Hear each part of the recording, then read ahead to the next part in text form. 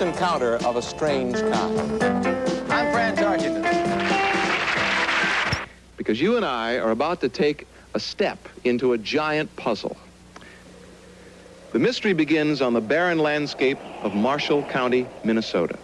On August 27th, 1979, Deputy Val Johnson experiences something incredible. And suddenly the light that had been there suddenly became here, and it struck my vehicle, causing some damage to it. I feel that whatever Val told me about the light and the strange incident was true. I don't doubt Val in any way. Hoax doesn't seem very likely in this case, not only for what all of Johnson's colleagues and friends have indicated about the man, but because of the unusualness of the effects. I'm convinced that it's something not of the ordinary in nature because of the sequence of the fractures as they occurred and the magnitude of the stresses involved in them. Deputy Johnson is a policeman. The documentation of his experience comes from an unusual source. We have a recording of the actual radio call that he made seconds after the incident. Listen closely. 407, what is your condition? I don't know. Someone just hit my car. I don't know how to explain it. Strange. Are you, what's your condition? Are you okay? Something attacked my car. I heard the glass breaking and the locks, the brakes locked up. I don't know what's going on. 10-4, I'll get hold of 406 Stephen and send him on his way. What is it that happened? Deputy Johnson recreated step by step the events of that night. I was on routine patrol, and I came up to this intersection, and I looked south, and I saw a bright light just over the center of the roadway. My first impression was that maybe it was a semi with one headlight broken out, and then it dawned on me that the light was too big around and too intense for an ordinary headlight.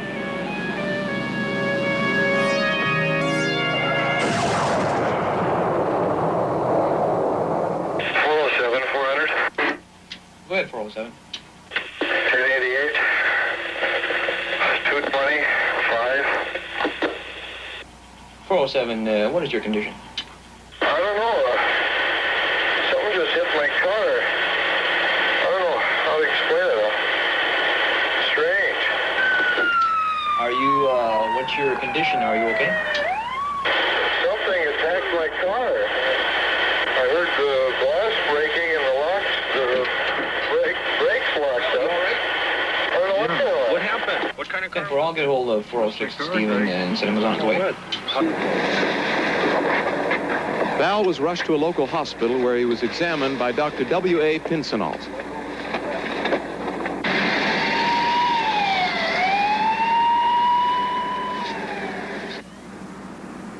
My eyes were extremely painful, as if I'd been subjected to something like arc welder burn or something.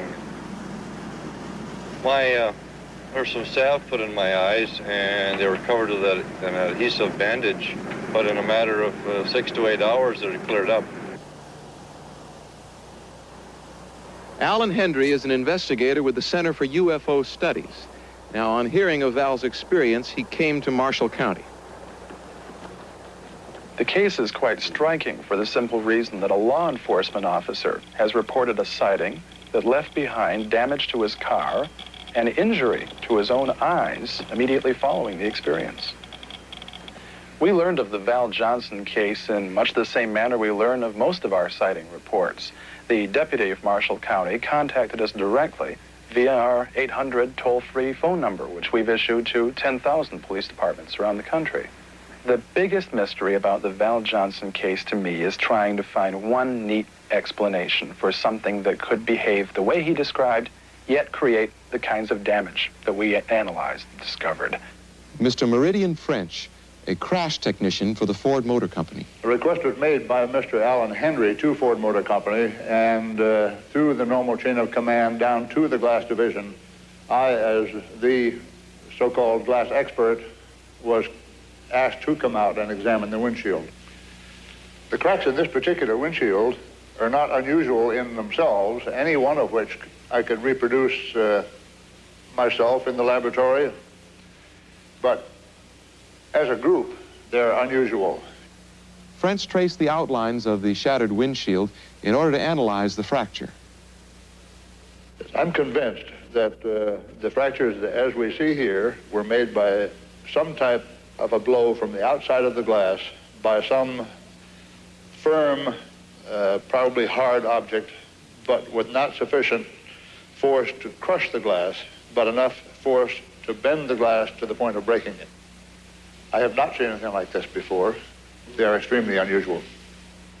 I've been in law enforcement for about 15 years. I've been chief deputy sheriff in Marshall County for 8 years, and I was elected sheriff of Marshall County last January 1st, so I've been in office about a year now. The car itself had busted headlights. The windshield was broke. One of the red lights on top of the roof was broke. The antennas were bent backward, where if an object would have struck them, they should have been bent forward. But they were bent the opposite way, as if some force had bent them. Val Johnson's a very good fellow, and he's a good officer. He has 3 young children and a nice wife, and he's a very reliable person. And my feeling was that whatever happened was strange and unknown, and there was no doubt in my mind that Val was telling what he actually saw. This is Deputy Val Johnson and his wife, Roseanne. Everybody?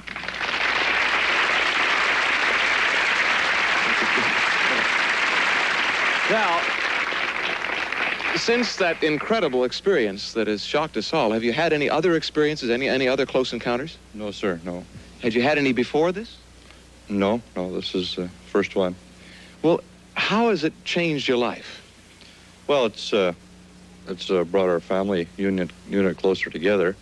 Because it scared everybody so much, you mean? Well, there was a lot of people confused about it and a lot of unusual stories that came out about it. But it's brought us closer together as a family unit. Was it a religious experience for you? Many times these events are a religious experience. Upon reflection afterwards, it's been about 6 months now. Upon reflection, we've kind of come to the conclusion that perhaps the Creator has made other things that we can't readily see or readily identify, and perhaps this is one of the things we encountered out on the road. Certainly a humbling experience. Thank you, Roseanne and Val, for sharing your feelings about your experience with us. Thank you very much. Thank you. A Minnesota UFO sighting from the 70s is considered more credible than most, in part because of who called it in from the road. It's one thing for a place to stand out for its extra kindness or extra comfort. In Marshall County, it's the prospect of an extraterrestrial that's drawn worldwide attention.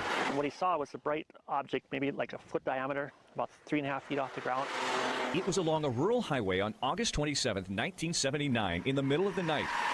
Marshall County Deputy Val Johnson was alone on patrol. As he explained it in the news reports, what was there all of a sudden was here, so the light just shot at him, and it like engulfed his car in light and blinded him. 36 years later, the deputy's squad car is still what brings most people in to the Marshall County Museum. And then, of course, the windshield is broken, something you can see where it hit. Herb Morstead was a fellow deputy at the time, at a loss to explain the antennas warped in different directions, the broken headlight, and the dented hood. Whatever happened, there was evidence. The dashboard clock stopped for 14 minutes, as did Deputy Johnson's watch, before starting up again. You can see that it wasn't Val Johnson's head, for example, that hit there, because it's in the wrong place. Too low. Yeah, way too low. Doesn't mean it's from outer space. It's just an unidentified flying object hit it, and it just hasn't been explained, so it's unidentified. Deputy Johnson was treated for welder-type burns to his eyes. This didn't seem to be any airplane out way faster than something like that. His supervisor at the time was Sheriff Dennis Brecky. We do believe that our deputy had an encounter with something that we haven't been able to explain yet on this date, and there's a lot of interest because of that. The internet has brought about new interest over the past several years. Conspiracy theorists are still trying to solve what law enforcement, mechanical inspectors, and the Center for UFO Studies could not. I don't know what happened. I know in my own mind I did the best job we could at me and my department to investigate and find out what went on, and all we found out is we don't know. Do you believe in UFOs? Yeah, I kind of do. There's got to be something more than us around. Now, as for Deputy Val Johnson, he is now retired and living in western Wisconsin. I reached him by phone, and he said there's already so much information out there, he really prefers not to talk about this anymore.